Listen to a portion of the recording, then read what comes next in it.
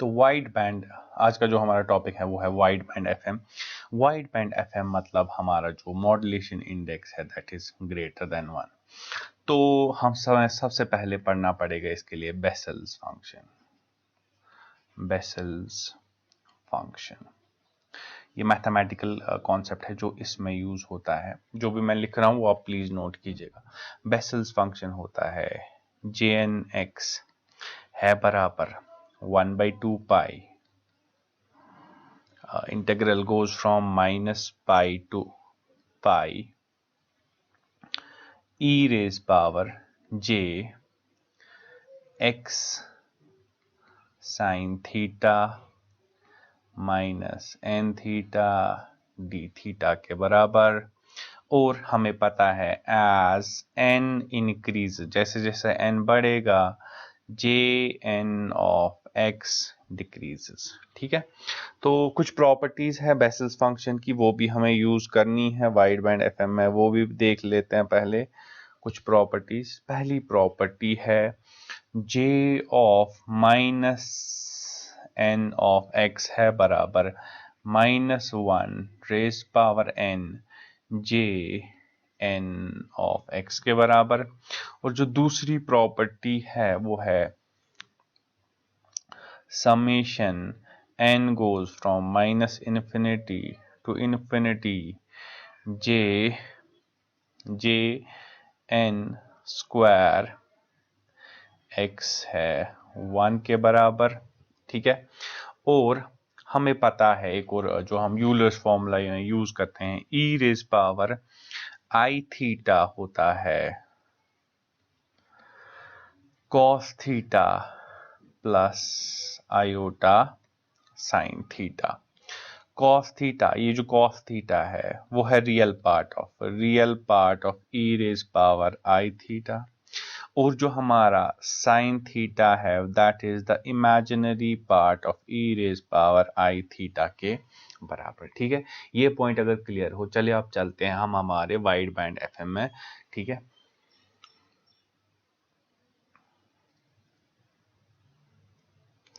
तो सबसे पहले ले लेते हैं फिर से general equation. Consider general equation of single tone FM,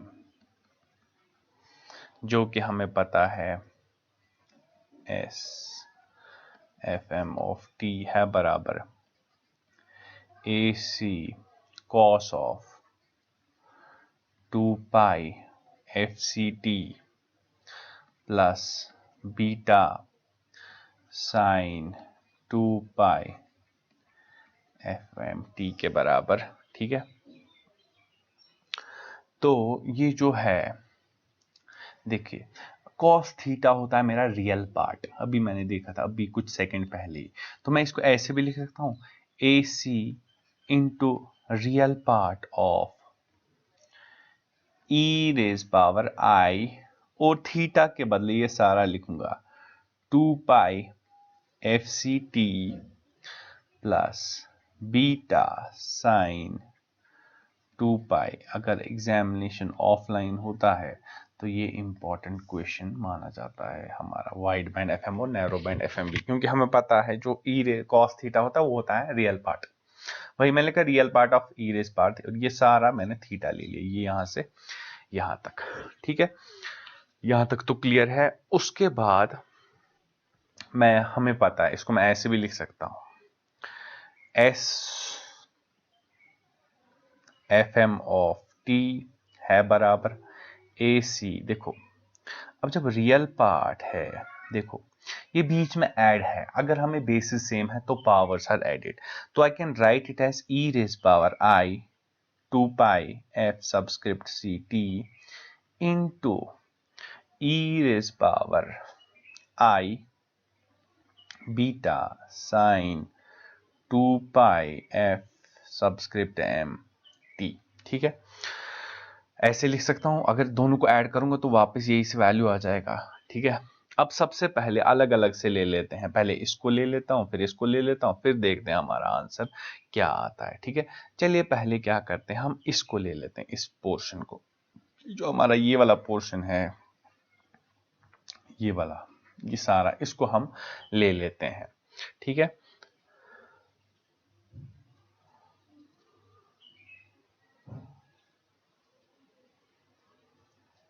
तो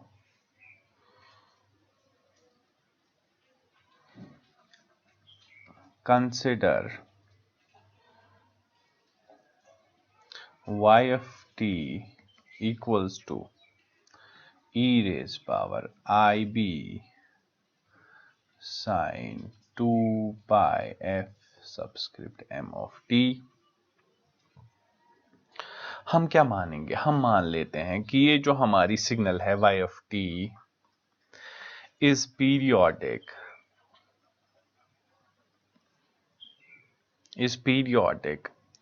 with period capital T। इसका मतलब क्या हुआ, y of t है बराबर y of t plus capital T के। That means I can write it as y of t जो मेरा था पहले e raised power I beta sin 2 pi f subscript mt है बराबर e raised power I beta sin of 2 pi fm t plus capital T के बराबर, ठीक है। और जो हमारा T is equal to 1/fm, ये हमें पता है 1/fm। तो अब क्या करूंगा, T को रिप्लेस करूंगा 1/fm से इसमें, तो ये आ जाएगा, होता है ना टाइम पीरियड इज 1/फ्रीक्वेंसी e raised power ib sin 2 pi fm t plus 1/fm के बराबर, ठीक है।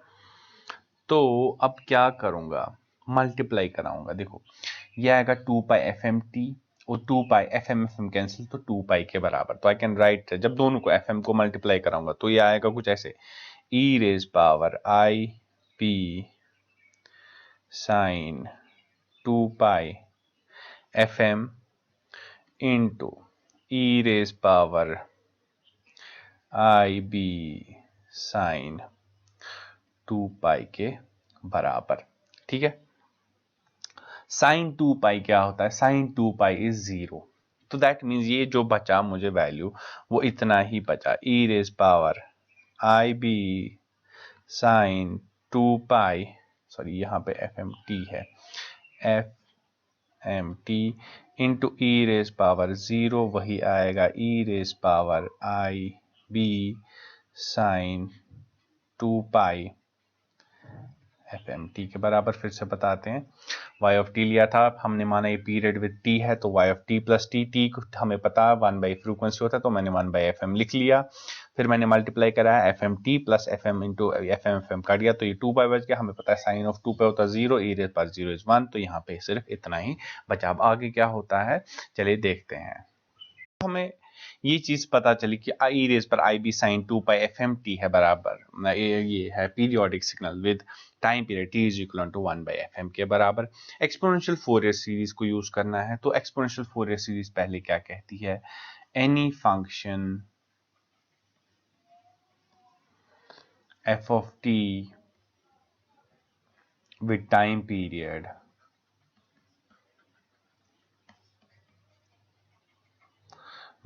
period t is equal to 1/f0 can be represented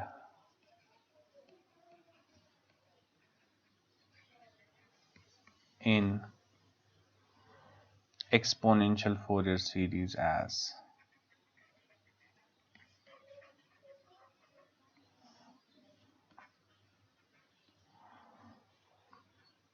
कैसे, f of t है बराबर summation n goes from -infinity to infinity c subscript n e raised power jn 2 pi f0 t के बराबर, ठीक है। तो f0 है हमारी फंडामेंटल फ्रीक्वेंसी, इट्स द तो कोई भी सिग्नल, ठीक है। और जो हमारा Cn होता है, ये जो Cn होता है वो होता है, ये आप लोगों ने फोरियर सीरीज में पढ़ा होगा, इट्स 1/t माइनस t/2 से प्लस t/2 तक f of t e raise power minus jn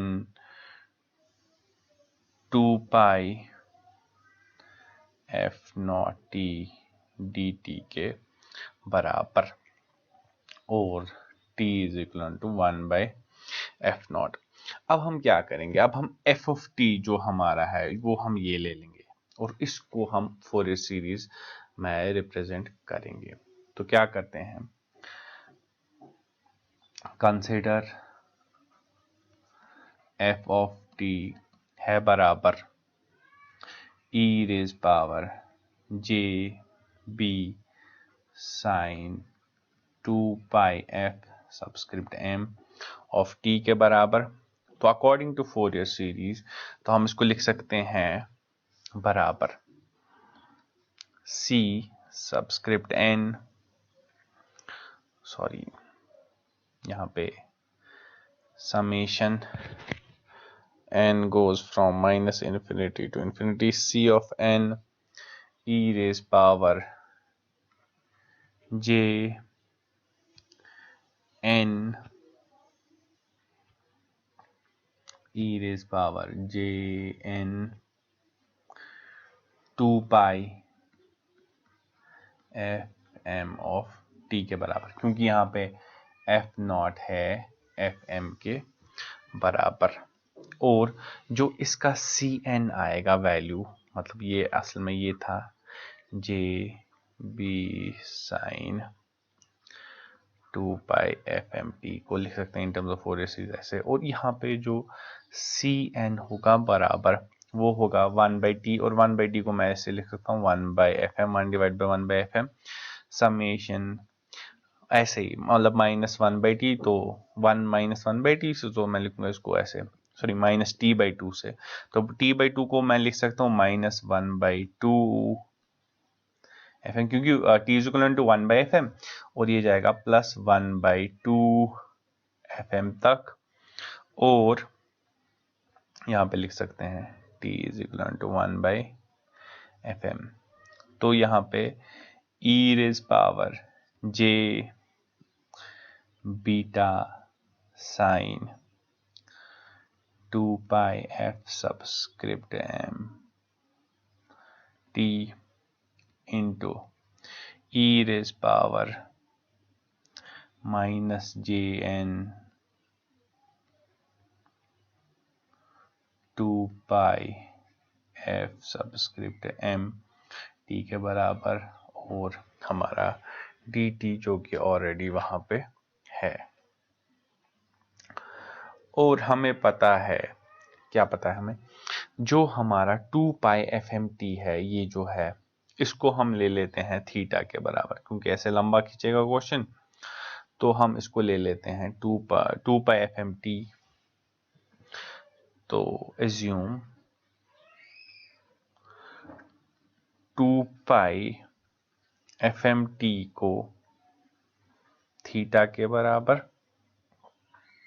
तो that is 2 pi fmt, sorry fm dt होगा हमारा d थीटा के बराबर, और dt को हम रिप्लेस कर सकते हैं d theta by 2 pi fm से, ठीक है। और जो लोअर लिमिट है, लोअर लिमिट्स को भी रिप्लेस करना पड़ेगा।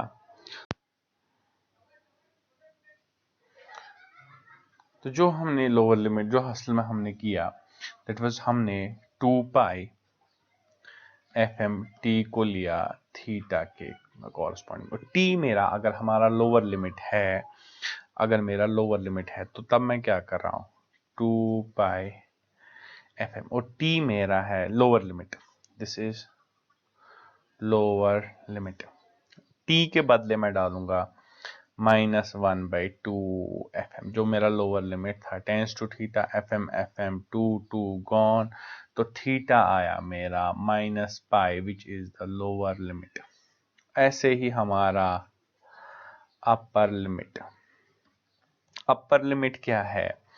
अपर लिमिट में भी 2 pi f m t tends to theta, और टी की जगह पे हम डालेंगे +1/2 एफ एम।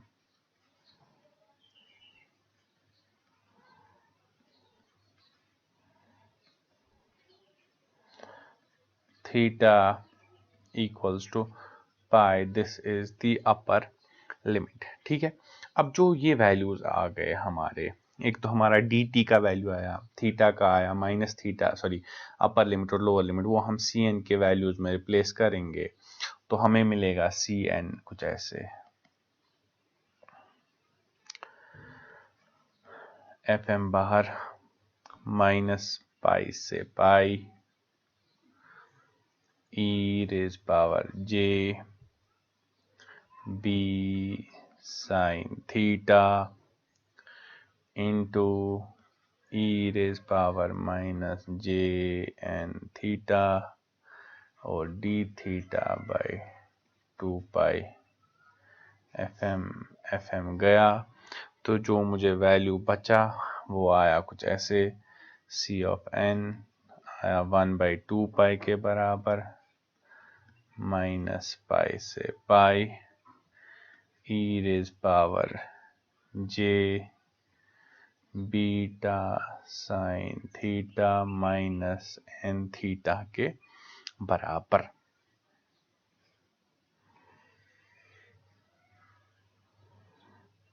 ठीक है, तो अब हम क्या करेंगे, तो जो हमें इक्वेशन मिली उसको हम कंपेयर कर रहे हैं, जो हमने बेसल्स की इक्वेशन, जो है g n of x 1/2 pi minus e raise power x sine pi minus n pi, और यहाँ पे सिर्फ क्या है फर्क, यहाँ पे एक्स की जगह पे हमें बीटा है, तो मैं इसको ऐसे लिख सकता हूं, अगर मैं इस इक्वेशन और इस इक्वेशन को कंपेयर कर रहा हूं तो मेरा जो सी एन है वो आ रहा है बराबर जे एन बीटा के बराबर। अगर आपको यहां तक समझ आ गया है तो आपका ऑलमोस्ट क्वेश्चन हो ही गया।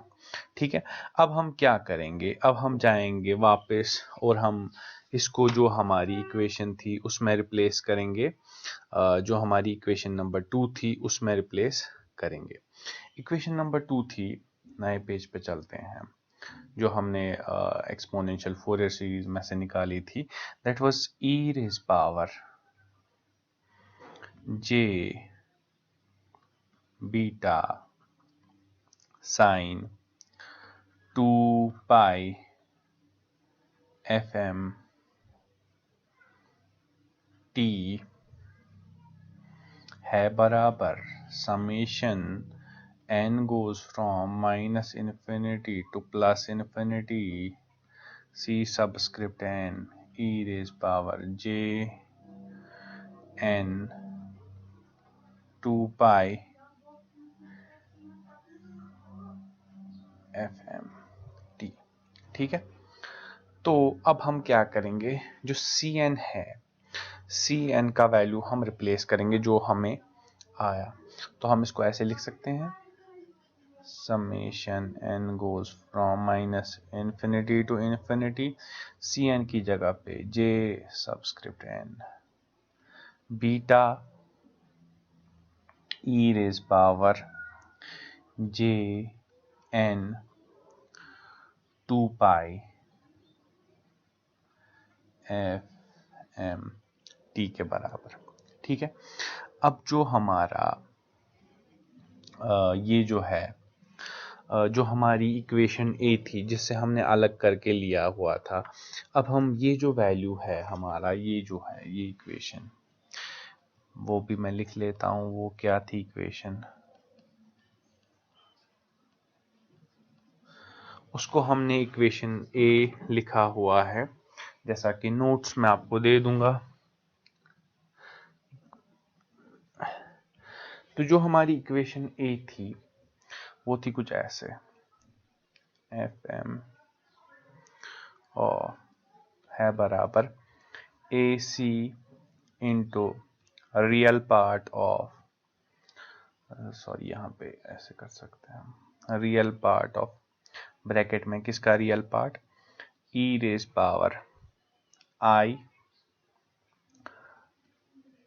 2 pi f c t into e raise power आई b sine 2 pi f m T. अब जो ये वाला है इसके बदले हम ये वाला पूरा डालेंगे और देखेंगे इक्वेशन में क्या चेंज आ रही है। तो क्या करेंगे, देखो एस एफ एम आएगा बराबर, अब क्या करूंगा मैं, देखिए देखो n goes from minus infinity to infinity, इसमें n है ही नहीं इसमें, तो मैं जो समेशन है उसको बाहर कर सकता हूं। तो summation n goes from minus infinity to infinity AC, और यहां पे लिख सकता हूं मैं, एक सेकेंड,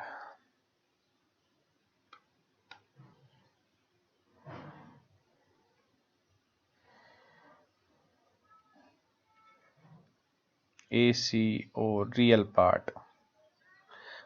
पार्ट किसका, इसका e raise power j 2 pi f c T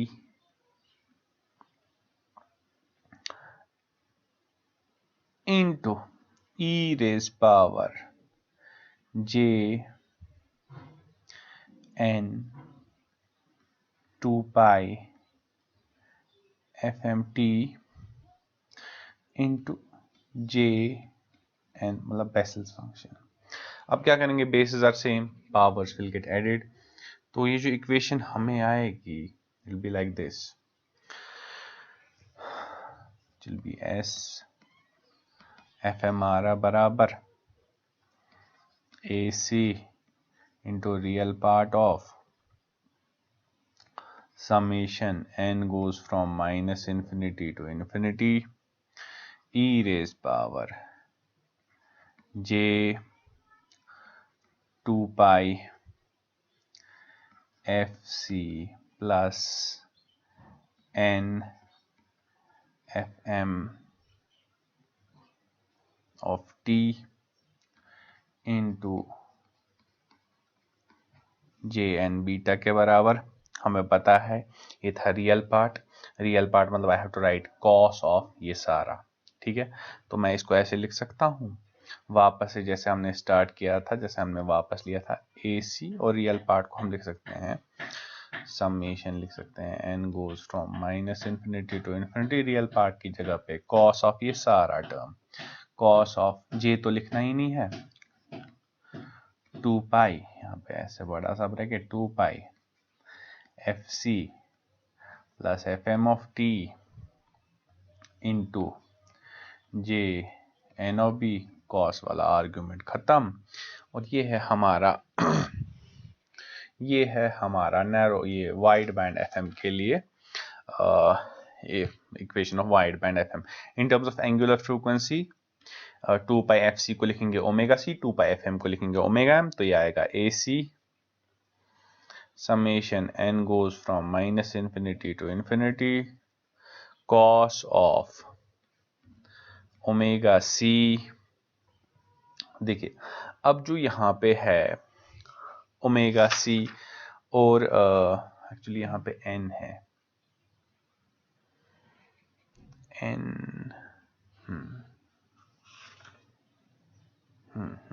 हाँ, omega C plus n omega M t into j n of beta के बराबर। अब क्या करेंगे, अब इसमें जो n है n के वैल्यूज रखेंगे, मतलब समेशन देंगे -2। क्या किया, अब हमने जैसे जो हमारी इक्वेशन आई थी यहाँ पे इसमें हमने माइनस इन्फिनिटी से इन्फिनिटी, लेकिन मैं -2 से 2 में डाल देता हूँ। जब मैं n को डालूंगा -2 वैल्यू, देखिए n को डाला तो यहाँ पे आएगा omega C -2 times omega MT j of -2 beta, ठीक है। यहाँ पे आएगा j of -1 beta AC cos of omega C minus omega M, यहाँ पे आएगा j not beta AC cos omega CT j1 beta cos of omega C minus omega M, ठीक है। यहाँ पे प्लस आएगा, एक सेकेंड, क्योंकि यहाँ पे -1 डालेंगे तो -1 से ये प्लस हो जाएगा, तो ये प्लस, ये आएगा omega c minus omega m, ये आएगा ओमेगा सी। ये है हमारा अपर साइड बैंड, लेकिन ये फर्स्ट है। ये है हमारा lower side band first, this is हमारा अपर साइड बैंड 2, और ये है हमारा लोअर साइड बैंड 2। जो हमारा ये वाइड बैंड एफएम होता है, उसमें बहुत सारे साइड बैंड्स होते हैं। ये हमारा कैरियर इनफाइनाइट साइड बैंड, एक कैरियर कंपोनेंट और इनफाइनाइट साइड बैंड्स, क्योंकि मैं -2 से +2 तक दिया तो मुझे 2 अपर साइड बैंड और 2 लोअर साइड बैंड। अगर मैं -इंफिनिटी से इंफिनिटी दूं तो मेरे इनफाइनाइट अपर साइड बैंड और इनफाइनाइट लोअर साइड बैंड्स भी होंगे, और एक ही कैरियर कंपोनेंट होगा। ये मेरा कैरियर, ये मेरा अपर साइड बैंड, ये मेरा लोअर साइड बैंड। अब ये है ना AC J⁻1 beta omega c minus omega m, ये हमारा असल में क्या है कि असल में ये है, ये J⁻⁻1 को हम लिख सकते हैं -1 जैसे मैंने J⁻n जो हमने पहले प्रॉपर्टीज की थी, अगर आप उन पे नजर देंगे तो J⁻n होता है, मैंने बोला था -1 J के बराबर। तो ये यहाँ पे क्या हो जाएगा, ये यहाँ पे नीचे की ओर आ जाएगा। ये अब मैंने क्या किया, ये मैंने ऊपर की ओर ले लिया उल्टा, और ये मैंने नीचे की ओर। असल में मुझे ये नीचे की ओर लेना था, ये ऊपर की ओर लेना था, लेकिन फर्क नहीं पड़ता अगर मैं इसको नीचे या तब मैं सबको नीचे लेना था। यह है J⁻², क्योंकि -1 होता है हमारा 1 के बराबर ही। ठीक है, तो ये थे हमारे क्या बोलते हैं, ये थे हमारे क्या बोलते हैं FM के बारे में सारी जानकारी। ठीक है, तो अब हम चले देखते हैं कि हम ये क्या बोलते हैं,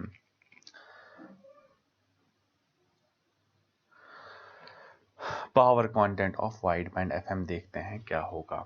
जो हमारा power content of wide band FM होगा, पावर कंटेंट